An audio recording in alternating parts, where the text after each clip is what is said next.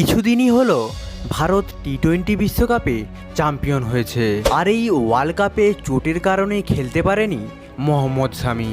পরবর্তী টুর্নামেন্টে মানে 2025-এ ভারত খেলতে চলেছে আইসিসি চ্যাম্পিয়ন্স ট্রফি। আর সেই খেলাতে ভারতীয় টিমের প্লেইং 11-এ ঢোকার জন্য মোহাম্মদ শামি উঠে পড়ে লেগেছেন। কিন্তু হঠাৎ করে লাইভে এসে পাকিস্তানের কিছু ক্রিকেটারের উপর চড়াও হয়ে গেলেন কেন, বিস্তারিত জানাবো এই ভিডিওতে। তাই ভিডিওটি স্কিপ না করে শুরু থেকে শেষ পর্যন্ত দেখতে থাকুন। অনেক দিন পর চোট সারিয়ে নেট প্র্যাকটিসে ফিরেছেন মোহাম্মদ শামি। তারই মাঝে সোশ্যাল মিডিয়ার একটি চ্যানেলে ইন্টারভিউ দিতে এসে ইন্টারভিউয়ার কোশ্চেন করেন পাকিস্তানের কিছু এক্স ক্রিকেটার চ্যানেলে কন্ট্রোভার্সি করতে গিয়ে বলেন যে ওয়ার্ল্ড কাপে বুমরা এবং আরদীপ সিং এর বলে নাকি ডিভাইস লাগানো ছিল।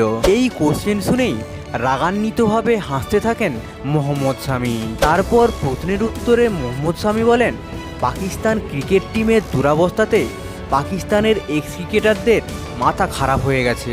এই যেমন দেখুন না, ওডিআই ওয়ার্ল্ড কাপে আমি যখন ভালো বল করেছিলাম তখনও একই কমেন্ট পাস করেছিল পাকিস্তানের এক্স কিছু ক্রিকেটার। একজন তো আবার সোশ্যাল মিডিয়ায় ডাইরেক্টলি জানিয়ে দিলেন শামির বলে ডিভাইস লাগানো ছিল।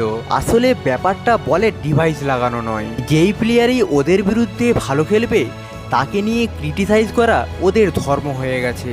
তাই ওদের কথায় কান দিয়ে লাভ নেই।